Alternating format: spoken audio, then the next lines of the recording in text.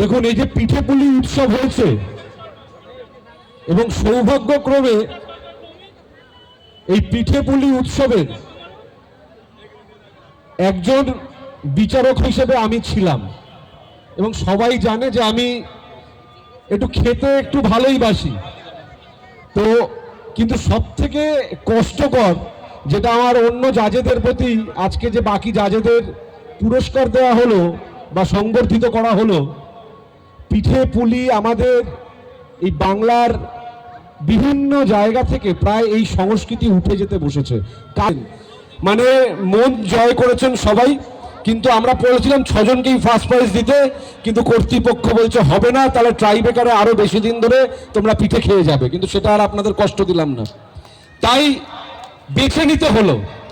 তৃতীয় হয়েছেন, একটু জোরে হাততালি হবে, পলি রানী সেন কর্মকার, একটু হাত তুলবেন, একটু নমস্কার করুন সবাইকে।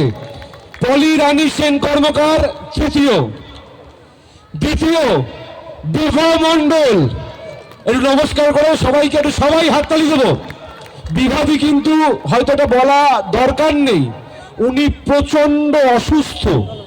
উনি বিগত কয়েক বছর ধরে নিয়মিতভাবে ব্যাঙ্গালোরে যাচ্ছেন তার ট্রিটমেন্টের জন্য।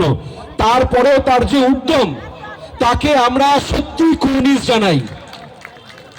আর আমাদের মধ্যে 2026 এই সোনারপুর উৎসব এবং all Bengal games and sports কার্নিভালের এই পুঁথিপুলি উৎসবে প্রথম হয়েছেন সাথী পোদ্দার। একটু সামনে গিয়েছে, একটু আমরা সকলে হাততালি দিয়ে আমরা তাকে সংবর্ধিত করবো। এবার আমাদের বিধায়ককে ডেকে নেব তাদেরকে পুরস্কৃত করার জন্য। চলে আসো, তুমি একটু পিছিয়ে আসো, একটা লাইনে দাঁড়াও।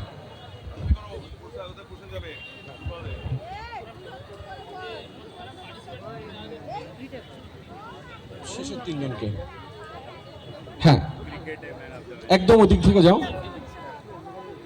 একজন আসেনি না, হাতে তুলে দাও, হাতে তুলে।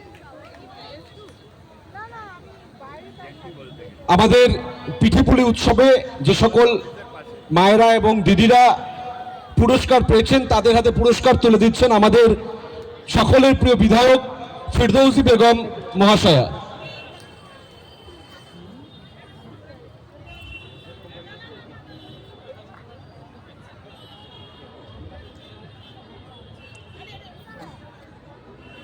আমরা সত্যি আনন্দিত আমাদের এই দিদিদের এবং মায়েদের প্রতি বছর তারা যে উদ্যম নিয়ে এই পিঠেপুলি উৎসবে অংশগ্রহণ করেন। এই 10 দিন আমরা সোনারপুর উৎসব এবং all Bengal games and sports কার্নিভালের পক্ষ থেকে আমরা আন্তরিকভাবে কৃতজ্ঞতা জানাই ওনাদের সকলকে।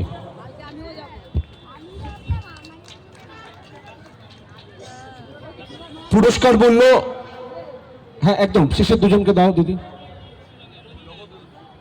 নগদ পুরস্কার বললে তুলে দেওয়া হচ্ছে আমাদের বিজয়ীদের হাতে। আমরা সকলে আরো একবার আমাদের এই দিদিদের এবং মায়েদের জন্য আমরা করতালি দেব। অসংখ্য ধন্যবাদ দিদিরা।